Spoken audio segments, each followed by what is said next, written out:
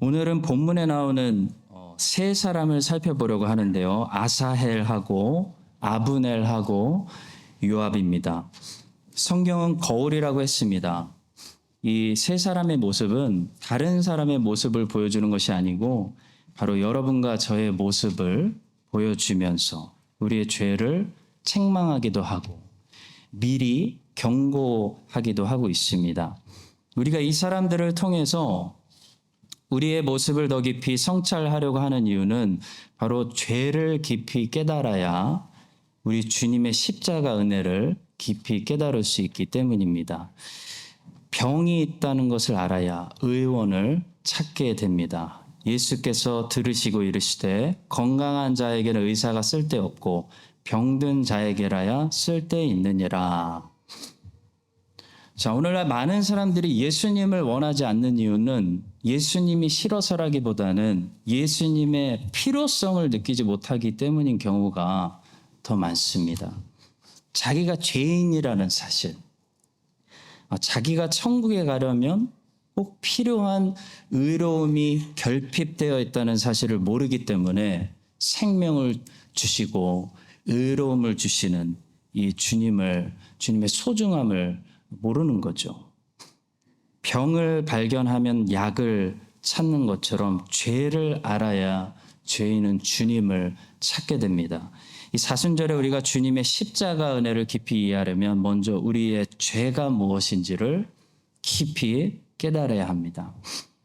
오늘 본문에 나오는 이 세 명의 주인공들을 살펴보면서 예수님께서 대신 죽어주시고 대신 살려주시는 그 죄인들, 이 죄인들은 도대체 어떤 사람들인지 내가 몰랐던 나의 죄인된 모습을 이 거울을 통해서 오늘 깨닫게 되고 그래서 우리 주님의 십자가 은혜를 더 깊이 누리게 되는 그런 은혜의 시간이 있기를 바랍니다. 첫 번째로 먼저 아사엘을 보겠습니다. 아사엘을 통해서 우리는 쉽게 교만해지고 경솔해지는 죄인의 모습을 보게 됩니다. 성경은 먼저 아사엘에 대해서 그의 재주를 칭찬하면서 그를 우리에게 소개하고 있는데요. 18절입니다. 그곳에 수르야의 세 아들 요압과 아비새와 아사엘이 있었는데 아사엘의 발은 들노루같이 빠르더라.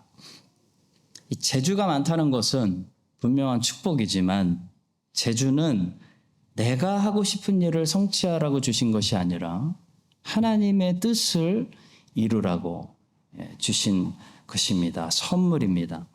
그래서 재주를 하나님이 원하시는 일에 사용하지 않으면 그 재주 때문에 인간은 더 악해질 수 있고 더 빨리 멸망의 길로 갈 수 있게 됩니다. 아사엘은 블레셋 사람들이나 적군하고 전쟁할 때 위험한 순간에 빨리 도망가라고 아니면은 더 중요한 미션을 감당하라고 하나님께서 아마도 달란트를 주신 것 같은데요. 아사엘은 본문에서 자기의 재주를 잘못 사용해서 적군으로부터 생명을 보존하기 위해서 달린 것이 아니고 적군을 쫓으려고 달린 것도 아니고 형제의 목숨을 빼앗기 위해서 달렸기 때문에 더 빨리 죽음을 맞이하게 되는 것을 보게 됩니다. 매튜 헨리는 아사엘의 죽음을 평가하면서 이런 주석을 달았습니다.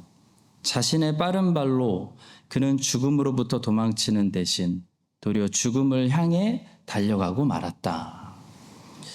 하나님이 주신 달란트를 우리가 바르게 사용하지 않으면 오히려 달란트 때문에 멸망으로 빨리 달려가게 되는 것을 많이 보게 됩니다. 음악의 달란트를 주셨는데 음악으로 하나님을 찬양하지 않고 자기를 찬양하고 사탄을 찬양하면 그 달란트 때문에 달란트 없는 사람들보다 더 빨리 멸망으로 달려가는 거죠. 나쁜 것은 잘할수록 더 큰 해가 됩니다. 나쁜 것은 차라리 못하는 것이 낫습니다. 세상에는 나쁜 것을 잘하는 사람들이 너무 넘쳐납니다. 왜 그럴까요? 하나님께서 달란트를 주셨는데 그 달란트로 하나님의 뜻을 성취하는 것이 아니고 자기 욕심을 전부 다 성취해서 그랬습니다. 훌륭한 머리를 가지고 사람들이 무기를 개발하고 해로운 것들을 개발하고 그래서 지구를 망가뜨리는 거죠.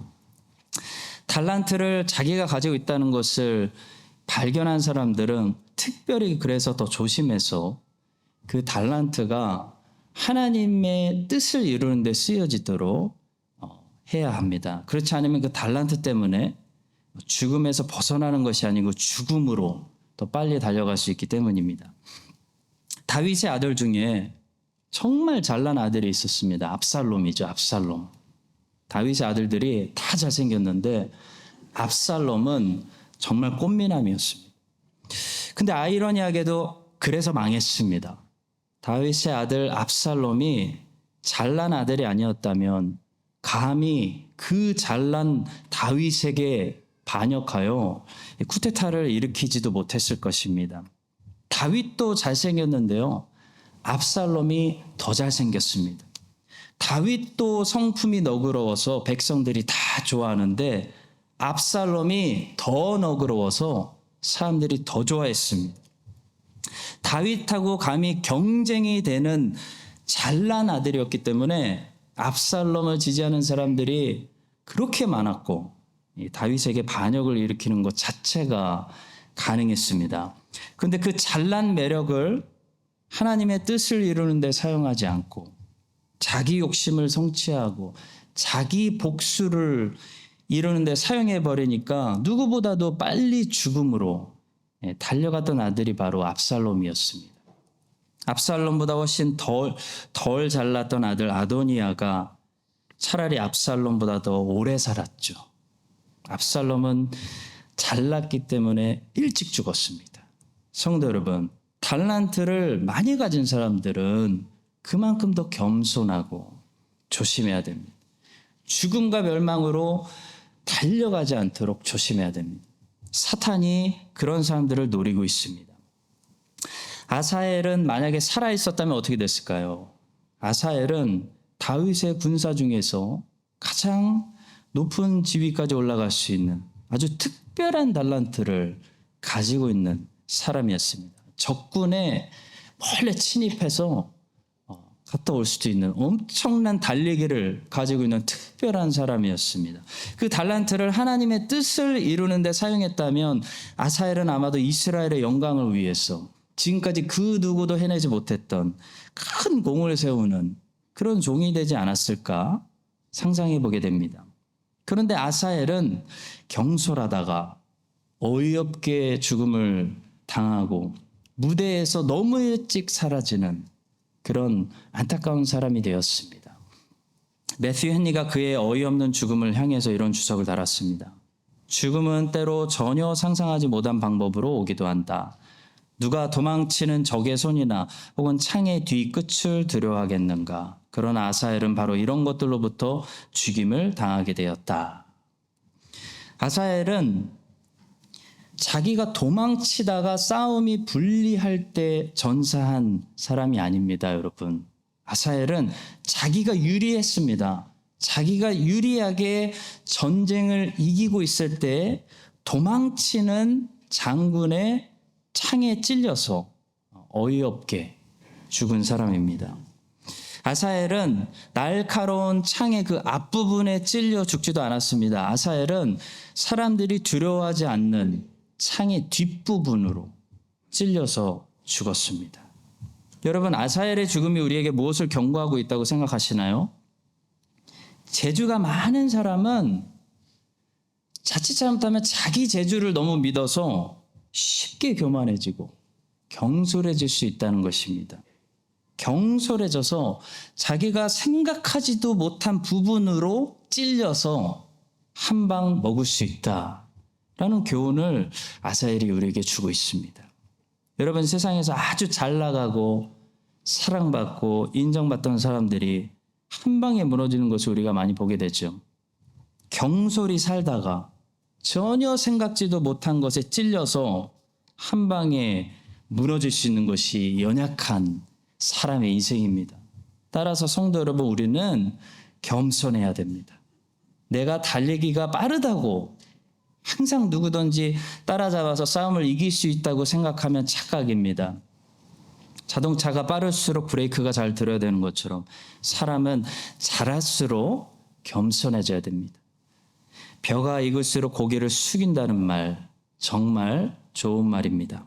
하나님 말씀은 거울이라고 했는데요. 이 아사엘의 죽음을 대해서 이야기를 우리가 들으면서 우리는 쉽게 교만해지, 금방 경솔해져서 내가 대단하다고 생각해서 조심하지 않다가 아무것도 아닌 것에 창 뒤로 한 방에 도망가는 그 장수에게 한 방에 무릎을 꿇고 마는 그런 우리 안에 그런 연약한 모습이 있다는 것을 알아야 됩니다. 예수 그리스도께서는 이런 경솔한 사람들, 쉽게 자기가 잘났는 줄 알고 착각하고 교만해지는 사람들을 위해서 십자가에 못 박히셨습니다. 베드로 얼마나 경솔한 제자였나요? 조금만 주님의 파워를 경험했다고 해서, 조금만 주님을 따르는 사람들이 막 많아졌다고 해서 자기도 대단한 사람이 되었다고 생각하고 다른 사람들 다 줄을 버려도 나는 대단한 제자이기 때문에 주님 버리는 일 없을 것입니다 라는 말을 했다가 어린 소녀가요, 당신도 아저씨도 갈릴리 사람이네요 라는 그 한마디, 예수님을 3번 부인하는, 아사엘처럼 방심하고 달려가다가 창의 뒤끝으로 배가 뚫려버리는 그런 일을 당하게 된 것이죠. 성도 여러분, 잘 나갈수록 우린 조심하고 높아질수록 고개를 숙이고 나를 부인하고 하나님의 은혜입니다 라고 하나님만 인정하는 여러분과 제가 되어서 우리의 경솔함과 쉽게 교만해질 수 있는 이 교만함을 십자가에 이제 못 박아 주신 우리 주님의 공로가 우리 안에 새 사람으로 이제 열매 맺어서, 이 새 사람은 어떤 모습을 가지고 있어야 되겠습니까? 늘 겸손하고 늘 조심하며 자기를 부인하고 하나님만 인정하는, 그렇게 십자가를 지고 주님을 변함없이 따라가는 여러분과 저의 또 다른 한 주가 될 수 있기를 예수님의 이름으로 간절히 축복합니다. 자, 두 번째로 본문에 나오는 아브넬의 모습을 통해 우리는 너무 자기중심적으로밖에 보지 못하는 우리 안에 있는 그런 죄인의 모습을 보게 되는 것이죠. 여러분, 이 싸움이 시작되었던 것은 사실 이 아브넬의 제안 때문이었습니다. 아브넬이 먼저 싸우자고 한 거지 요압이 먼저 싸우자고 한 거 아니었습니다. 본문 14절 보겠습니다. 아브넬이 요압에게 이르되 원하건대 청년들에게 일어나서 우리 앞에서 겨루게 하자. 요압이 이르되 오케이, 일어나게 하자. 아브넬이 먼저 싸우자고 했죠. 자기가 유리하고 병사들도 훨씬 많이 모였고 이길 수 있을 것 같을 때는 자기가 먼저 싸우자고 아침에 제안했으면서 자기가 불리해지고 질 것 같으니까 뭐라고 말하고 있는지 아십니까? 26절입니다. 아브넬이 요압에게 외쳐 이르되 칼이 영원히 사람을 상하겠느냐? 마침내 참혹한 일이 생길 줄을 알지 못하느냐? 내가 언제 무리에게 그 형제 쫓기를 그치라 명령하겠느냐? 정말 황당합니다, 여러분. 자기가 먼저 싸우자고 제안했으면서 이제 자기가 요압을 가르치려고 하고 있습니다. 여러분, 사람이 얼마나 자기중심적인지 아신가요? 우리 시선이 우리가 서 있는 곳에서 사물을 바라볼 수밖에 없고 반대편에서 이 사물이 어떻게 보이는지 볼 수 없는 것처럼 사람은 아브넬처럼 너무나 자기중심적이고 자기는 맞고 상대방이 틀렸다고 생각합니다. 성도 여러분, 우리 주님께서는 이런 자기중심적이고 자기밖에 모르는 이런 죄인들을 위해서 십자가에 못 박히시고 부활하셔서 성령의 능력으로 자기가 구원하신 그 사람들을 어떤 새로운 사람들로 바꾸어 가시냐면 바로 자기 중심이 더 이상 아닌 사람들로 바꾸어 나가시는 것입니다. 누가복음 11장에 보시면 예수님께서 기도를 가르치십니다.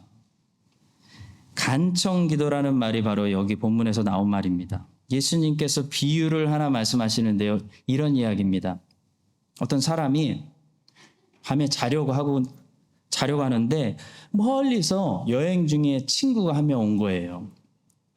그래서 친구에게 먹을 것을 대접해야 하는데 그 당시 유대인 사회에서는 손님이 왔는데 그냥 돌려보내거나 대접하지 않으면 그것이 용납할 수 없는 그런 컬처가 있었습니다. 인식이 있었습니다. 그래서 먹을 것을 대접해야 되는데 아무것도 줄 게 없는 거예요.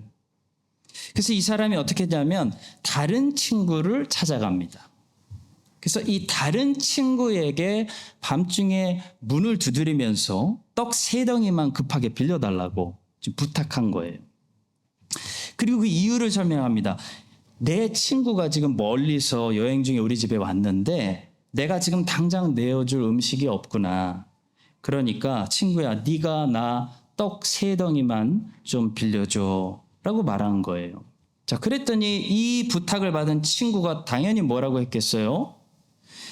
지금 밤이라서 이미 문도 닫았고 내 애들도 이미 침실에 누워 있어서 내가 일어나서 이 밤중에 너에게 미안하지만 아무것도 못 주겠어.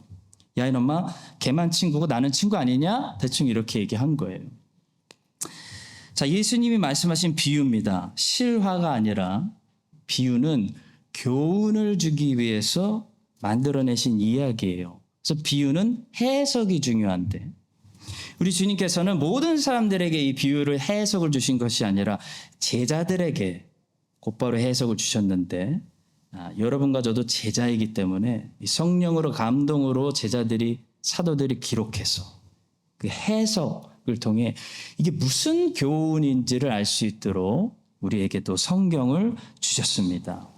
주님께서는 이 비유를 말씀하시고 딱 한 구절로 그 비유를 해석하시고 이런 주님이 뜻하신 바를 말씀하셨어요. 누가복음 11장 8절입니다. 내가 너희에게 말하노니 비록 벗됨으로 인하여서는 일어나서 주지 아니할지라도 그 간청함을 인하여 일어나 그 요구대로 주리라. 이게 무슨 말씀일까요? 여기에 간청함이라고 말씀하셔가지고 한국교회는 간청기도 혹은 강청기도 이런 말을 쓰기 시작했다고 합니다. 주님의 결론은 그것이에요. 관계 때문에 이 사람이 떡을 내어주는 것이 아니고 간청 때문에 떡을 내어줄 수도 있다. 기도해봐라. 이런 말씀이에요. 그래서 주님은 바로 이어서 주님이 하시고자 하신 말씀을 꺼내시는 거죠. 구하는 이마다 받을 것이요. 찾는 이는 찾아낼 것이요. 두드린 이에게는 열릴 것이니라. 너희 중에 아버지 된 자로서 누가 아들이 생선을 달라 하는데 생선 대신에 뱀을 주며 알을 달라 하는데 정갈을 주겠느냐. 너희가 악할지라도 좋은 것을 자식에게 줄 줄 알거든 하물며 너희 하늘 아버지께서 구하는 자에게 성령을 주시지 않겠느냐 말씀하셨어요. 그러니까 우리 주님께서는 이 비유에 나오는 사람이 친구라는 관계 때문에 떡을 얻는 것이 아니고 밤에 문을 두드리는 귀찮게 두드리는 그 끈질긴 간청 때문에 떡을 얻을 수 있었다면 너희들은 훨씬 더 좋은 관계도 가지고 있지 않느냐. 너희들은 하나님 아버지를 아빠 아버지라고 부를 수 있는 특권을 가진 하나님이 기뻐하시는 자녀들이 아니더냐. 그런데 너희들이 받지 못하는 것은 간청하지 않기 때문이다. 두드리지 않기 때문이다. 기도하지 않기 때문이다. 너희들이 기도하는데 떡 3덩이보다 더 좋은 것을 주지 않으시겠느냐. 이렇게 간청의 중요성에 대해서 주님이 가르치신 것이 분명합니다. 그런데 여러분, 한국 교회는 지금까지 여기까지만 생각해서 뭐만 할 줄 알았냐면 열심히 구하면 이제 문을 부숴라 끈질기게 두드리면 무조건 우리가 구하는 것을 다 주신다는 것까지 알았지. 무엇을 구해야 되는지, 누구를 위해 이렇게 끈질기게 문을 두드려야 되는지에 대해서 너무 약하게 배웠다는 거예요. 생각하지 않았다는 겁니다. 한국 사람들은 하여간 끈질긴 게 있잖아요. 열정이 있잖아요. 불이 있잖아요. 불. 우리는 하나님 앞에서도 내가 원하는 것을 딱 정해놓고 주실 때까지 40일 작정기도 100일 작전기도, 오죽하면 목사 되려면 나무 한 그루씩 뽑아야 된다는 말이 있을 정도예요, 여러분. 성도 여러분, 예수님의 옷자락을 우리가 끈질기게 붙들고 주실 때까지 간청하는 것은 나쁜 거 아니에요. 성경적인 거예요. 주님이 구하라라고 기도해보라 아버지께 말씀하신 거예요. 그러나 우리가 무엇을 위해 그렇게 끈질기게 밤에 문을 열어줄 때까지 두드려야 되는지 생각해 봐야 할 때가 왔습니다. 비유를 보시면요, 친구 집에 가서 지금 밤에 문을 두드리면서 떡 3덩이만 구워달라고 하는 이 사람은요, 자기를 위해 구한 것이 아니에요. 먼 여행 중에 자기의 집에 들린 이 자기 친구를 위해서 이 사람은 대신 부끄러움을 무릅쓰고 끈질기게 이 친구를 찾아가서 문을 두드린 거예요. 성도 여러분, 밤에 떡을 달라고 불쑥 찾아가서 문을 막 두드리는 행위는요, 딱 욕먹을 행위예요. 이게 소문나면 이 친구는 이제 앞으로 동창회도 못 나가요. 야, 그 A 있잖아, A. 밤에 12시에 찾아와서 문 두드리는 거예요. 여러분, 문을 두드리는 이 사람이 자기가 욕먹을 거라는 거 몰랐을까요? 밤에 불쑥 찾아가서 떡을 달라고 친구의 문을 두드리고 애들도 다 깨우는 거, 이 행동이 굉장히 매너 없고 욕먹고 친구 관계 끊어질 수도 있는 부끄러운 행동이라는 거 이 사람이 몰랐을까요? 알았습니다. 감수한 거예요. 누구를 위해서 감수하는 거죠? 무엇을 무릅쓰고 이 행동을 하는 거죠? 내가 욕먹더라도, 내가 미친놈 소리 듣더라도 배고픈 내 친구, 이 친구 배불리게 하기 위해서 욕먹을 각오하고 미친 행동하는 겁니다. 우리 부모 되신 분들, 자기를 위해서는 미친 행동하기 힘들잖아요. 그렇죠? 근데 내가 부양하는 내 가족을 위해서는 우리는 이민 와서 비굴해져도 무슨 일이든지 할 수 있잖아요. 비슷한 겁니다. 성도 여러분, 예수님께서 진짜로 가르쳐 주시는 교훈이 뭐냐면, 나를 위해서가 아니라, 내 욕심을 위해서가 아니라, 내 소원을 위해서가 아니라 다른 사람들을 위해서, 다른 사람들의 회복과 행복을 위해서 하나님 앞에 이런 각오로 나아가서 간청하는 사람이 되어 달라는 것입니다. 모세가 그렇게 되었습니다. 모세는 이스라엘 백성들 황금 송아지 만들어서 하나님이 다 죽이자라고 말씀하실 때 이스라엘 백성들 하나님 용서하시지 않으시면 자기를 지옥에 보내달라고 그랬어요. 하나님과 싸운 거예요. 여러분, 모세는 자기를 위해서 싸운 적이 없습니다. 하나님께. 하나님, 제가 가나안 땅 저도 꼭 가고 싶어요. 너 다시는 그 기도에 대해서 나에게 기도하지 마 라고 하셨을 때 모세는 다시는 기도하지 않습니다. 예, 알겠습니다. 근데 하나님이 이스라엘 백성들 황금 송아지 만들어 놓고, 모세야, 내가 얘네들 다 죽이고 너부터 다시 시작하자 라고 했을 때 모세가 40일 금식 기도합니다. 여러분, 이게 어떻게 보면 단식 투쟁이에요. 나를 죽이든지 이스라엘 백성들 용서하세요. 이스라엘 백성들 살려주세요. 하나님 문 40일 동안 열어주실 때까지 두드리는 것이 모세였어요. 성도 여러분, 예수님께서 이런 자기중심적인 아브넬 같은 우리들을 위해서 십자가에 못 박히신 거예요. 그리고 부활하시면서 이제는 우리를 새로운 사람들로, 보라 새 피조물이다, 새로운 내 백성이야 라고 만드시는데, 이 새로운 사람들 어떤 사람들일까요? 내 욕심을 위해서, 내 자녀 위해서 산에 올라가서 나무 뽑는 사람들 아니에요. 저 영혼을 위해서, 이 나라를 위해서, 이 백성을 위해서, 우리 교회를 위해서 산에 올라가서 나무 뽑는 사람이에요. 하나님과 대결하는 씨름하는 사람입니다. 이 사실을 기억하시고 여러분과 제가 예수를 더 믿으면서 자기 중심에서 벗어나서 나에게서 참된 자유를 누리고 마음껏 하나님 사랑하시는 다른 사람들을 행복하게 해주는 그런 주님이 기뻐하시는 새 삶을 한 주간도 살아가시기를 예수님의 이름으로 축원합니다. 마지막 세 번째입니다. 요압의 모습을 통해서 우리는 우리 안에 있는 이 미성숙한 이 죄인의 모습을 발견하게 됩니다. 여러분, 이 전쟁은 결과적으로 양쪽 군대에 하나도 유익이 없었고 피해만 남기는 그런 후회스러운 전쟁이 되었습니다. 사울의 군대에서는 360명이 전사했고 다윗의 군대에서는 19명이 전사하고 아사헬이 안타깝게 너무 빨리 갔습니다. 너무 후회스러운 이 결과를 양쪽이 다 경험하면서 이제 이게 누구 탓이냐를 가지고 따지고 있는 거예요.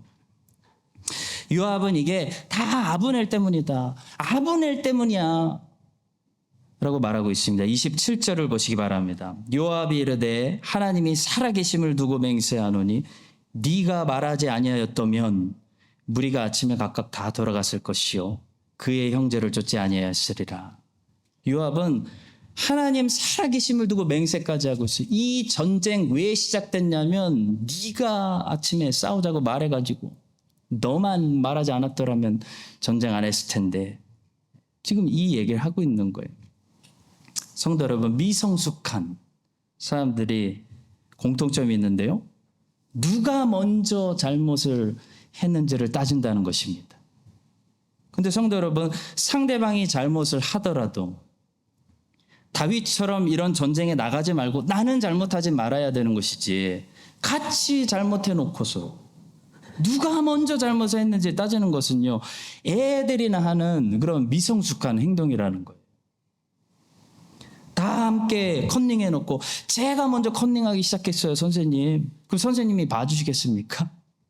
똑같이 혼나는 거죠. 만약에 하나님께서 누가 먼저 잘못했는지를 기준으로 판단하신다면 아담은 벌받지 말아야 돼요. 하와만 벌받아야 됩니다, 여러분. 성경은 분명히 얘기해요. 하와가 유혹을 받아서 먼저 죄를 졌다고. 근데 성경은 아담과 하와가 같이 벌받았다고 말씀합니다. 왜냐하면 아담과 하와 모두 하나님 말씀을 어겼기 때문입니다. R.C. 스프롤 목사님은 많은 사람들이 childish와 childlike를 혼돈하고 있다고 말했습니다. childish는 미성숙한 모습입니다. childlike는 우리 주님께서 말씀하신 어린아이와 같은 모습입니다. 우리 주님께서는 어린아이들과 같이 되라고 말씀하셨습니다. 그때 그 의미는 미성숙하라는 의미가 아닙니다, 여러분. 그 의미는 어린아이가 부모를 100% 신뢰하고 엄마 아빠 말을 무조건 믿고 신뢰하는 것 같이 하나님 아빠 아버지의 말을 의심하지 말고 무조건 신뢰하라는 말씀이죠. 마가복음 10장 15절의 말씀입니다. 내가 진실로 너희에게 이르노니 누구든지 하나님의 나라를 어린아이와 같이 받들지 않는 자는 결단코 그곳에 들어가지 못하리라. 어린아이가 가지고 있는 믿음, 아빠 말이 맞아, 아빠 말대로 하면 돼 하는 그 믿음이 없으면 아무도 천국에 못 간다는 거예요.